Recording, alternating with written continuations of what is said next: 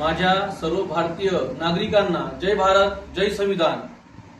साथियों, 16 ऑगस्ट 2026 रोजी डॉक्टर बाबासाहेब आंबेडकर पुतळ्याजवळ नगर परिषद पुलगाव येथे ठीक 11 वाजता एका मोर्चाचं आयोजन केलेलं आहे आणि त्या मोर्चाचा नारा आहे, ये आजादी झूठी है, देश की जनता भूकी है।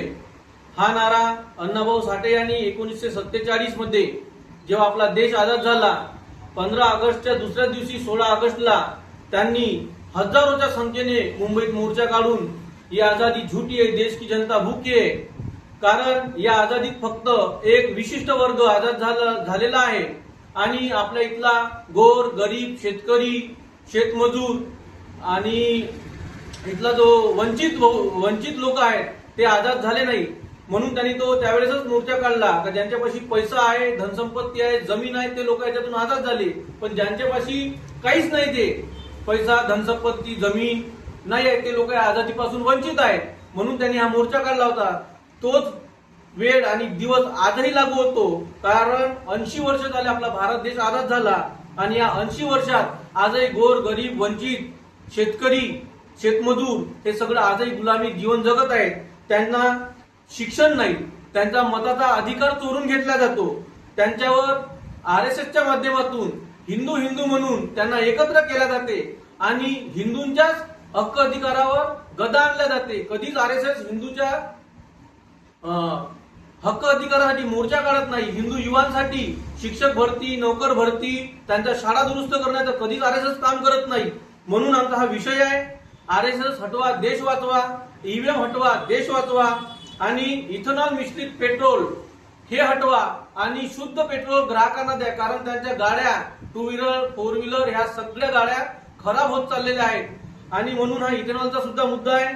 आणि चौथा मुद्दा आहे, आदिवासी लोकांचा जल जमीन हे सरकार त्यांच्याकडून जोर जबरदस्तीने बंदुकीच्या टोकावर घेत आहे, त्यांना त्यांचं जमीन खाली करून घेत आहे। म्हणून हा मोर्चा काढलेला आहे। तरी आदिवासी लोकांना सूचित करतो की जास्तीत जास्त संख्येने या मोर्चाला यावं आणि महाराष्ट्रात सरकारी शाळांची गुणवत्ता सगळ्यात खालची या सरकारनं करून ठेवलेली आहे। जवळजवळ 1 लाख शाळा बंद केलेल्या आहे। 80 ते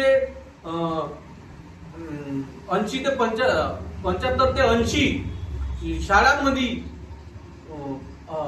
फक्त 75 ते 80 हजार शाळांमध्ये एकच शिक्षक आहे आणि 4 वर्ग आहेत।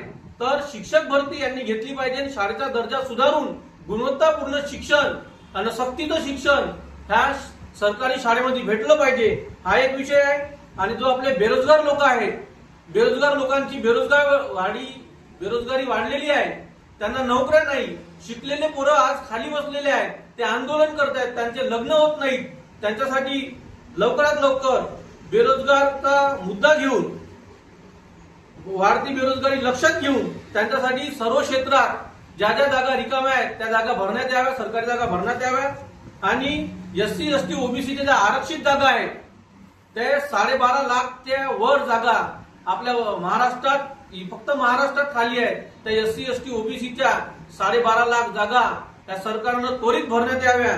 आणि जे स्मार्ट मीटर बाबत जनतेचा एकदम आक्रोश आहे, स्मार्ट मीटर लावून जनतेवर एकदम लूट लावलेली आहे मीटरवाल्यांनी आणि या महावितरण कंपनीने आणि जनतेची लूट सुरू आहे। त्यांना हजारोच्या वर 2000 3000 4000 असं इलेक्ट्रिक बिल पाठवत आहे।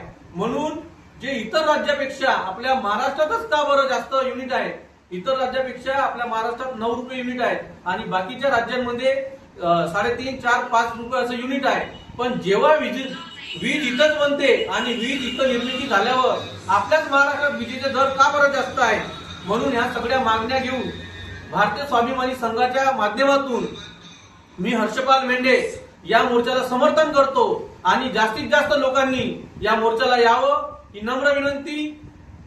जय भारत जय संविधान, इन्कलाब जिंदाबाद, इन्कलाब जिंदाबाद, इन्कलाब जिंदाबाद।